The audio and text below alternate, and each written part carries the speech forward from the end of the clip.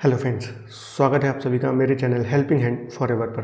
दोस्तों, कल्पना industries India limited इस company का जो है डीमर्जर हो रहा है, जिसके लिए एनसीएलटी का भी अप्रूवल मिल गया है और अब कंपनी ने जो है शेयरधारकों के निर्धारण के लिए यहाँ पर जो है रिकॉर्ड डेट भी यहाँ फिक्स कर दी है। तो इसके बारे में आपको जानकारी दे देता हूँ। तो अगर हम पहले देखें कि कल्पना इंडस्ट्रीज़ जो है वो क्या कामकाज करती है कंपनी, तो कंपनी यहाँ पर पॉलीविनाइल क्लोराइड एंड पॉलीएथिलीन और एंटीफैब एंड ईपी कंपाउंड्स बनाने और बेचने का काम करती है। और इसके साथ ही बता दूं, ये जो है लार्जेस्ट पॉलीमर कंपाउंडर है इंडिया में। तो कंपनी अच्छी खासी पकड़ रखती है अपने प्रोडक्ट में।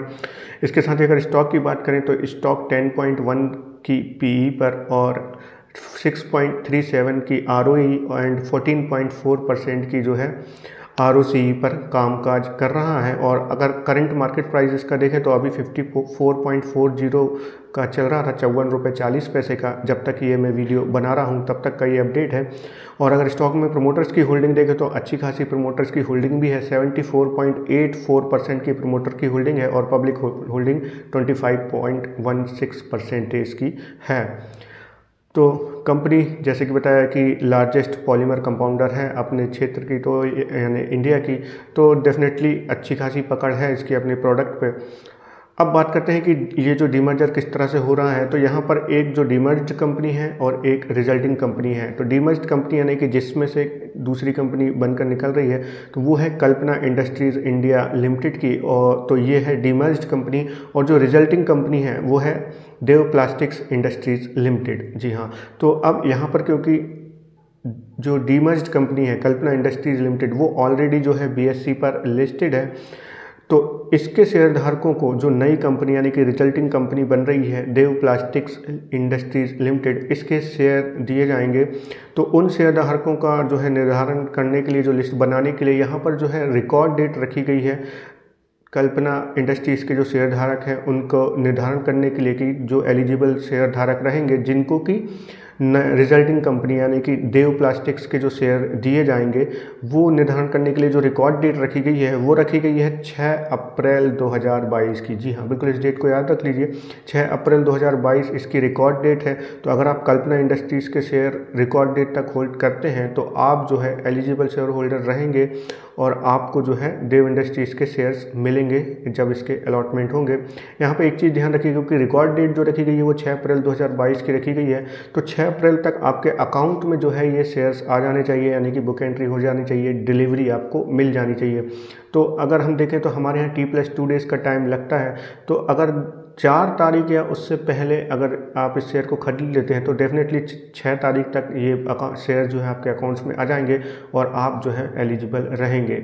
अगर आप इसमें इन्वेस्ट करना चाहते हैं या इसके शेयर धारक हैं तो आपको जो है फिर रिकॉर्ड डेट तक शेयर्स होल्ड करने पड़ेंगे, तभी आप जो है एलिजिबल शेयर होल्डर्स की लिस्ट में आएंगे।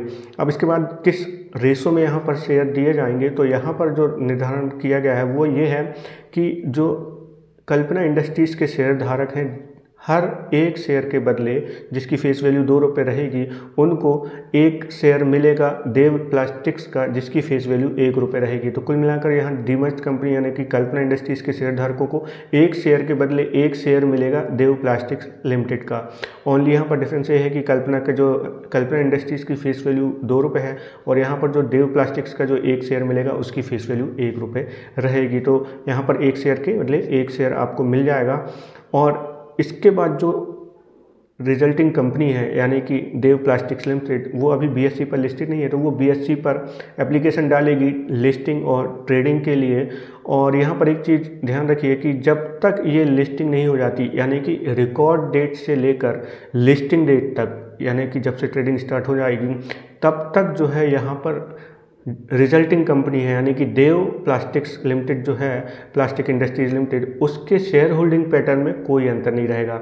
यानी कि जिस तरह से अलॉटमेंट हुआ है वही सेम पैटर्न रहेगा रिकॉर्ड डेट से लेकर जो है ट्रेडिंग यानी कि लिस्टिंग डेट तक। तो ये चीज़ है। तो शेयर्स जो अलॉट होंगे वो डिपॉजिटरी के पास फ्रोजन कंडीशन में रहेंगे।